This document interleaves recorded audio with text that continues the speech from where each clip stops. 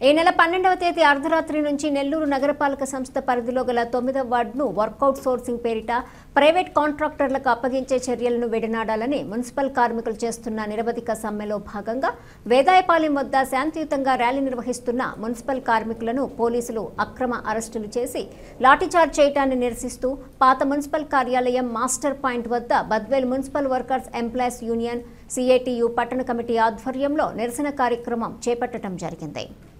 Municipal కార్మికుల పట్ల కూటమి ప్రభుత్వం ఏర్పడి దాదాపు సంవత్సరం పూర్తి కావచ్చి కార్మికులకు మాది కార్మికుల సంక్షేమ ప్రభుత్వం, మాది పేదల ప్రభుత్వం అని ఒకవైపు చెబుతూనే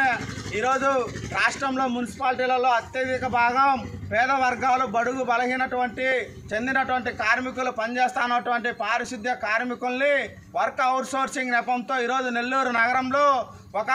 వార్డులో ఈరోజు కార్మికులని కడుపు కొట్టద్దు, కార్మికుల్ని ఇబ్బంది పెట్టద్దు, కార్మికుల ఉపాధికి ఎసరు పెట్టద్దు, ఈ ప్రైవేటు విధానాలు మాకొద్దని చెప్పి నెల్లూరు నగరంలో గత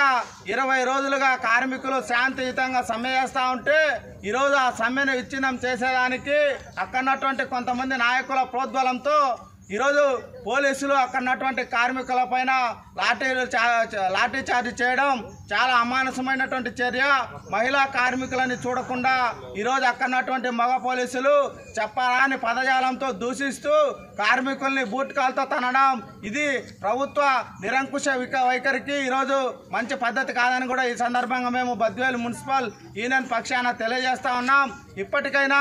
మా పోరాటం పోలీసులతో కాదు, మా పోరాటం అధికారులతో కాదు, మా పోరాటం ఈరోజు రాష్ట్ర ప్రభుత్వం ముందుకు తీసుకొస్తా ఉన్నటువంటి ప్రైవేటు విధానాలపైన మేము పోరాటం చేస్తూ ఉన్నాం. గతంలో ఇదే టీడీపీ ప్రభుత్వం అధికారంలో ఉన్నప్పుడు వర్క్ అవుట్సోర్సింగ్ విధానం పేరుతో 279 జీవోని తీసుకొని వస్తే రాష్ట్ర వ్యాప్తంగా ఉన్నటువంటి మున్సిపల్ కార్మికులు ఏకపక్షంగా 4 సంవత్సరాల పాటు పోరాడి ఆ జీవోని వెనక్కి నెట్టినటువంటి పరిస్థితి ఉంది. ఇప్పటికైనా రాష్ట్ర ప్రభుత్వానికి మేము ఒకటే విజ్ఞప్తి చేస్తా ఉన్నాం. కార్మికుల కడుపు కొట్టేటువంటి చర్యల్ని ఉపసంహరించుకోవాలా, కార్మికుల్ని ఇబ్బంది పెట్టేటువంటి చర్యల్ని ఉపసంహరించుకొని బేషరతుగా ఈరోజు నెల్లూరు సిటీలో ఇచ్చినటువంటి ఆ జీవోని ఏదైతే జీవో ఉందో ఆ జీవోని ఉపసంహరించుకోవాలని చెప్పి కూడా ఈ సందర్భంగా రాష్ట్ర ప్రభుత్వానికి విజ్ఞప్తి చేస్తా ఉన్నాం. కాలువ శివకుమార్ యూనియన్ నాయకులు.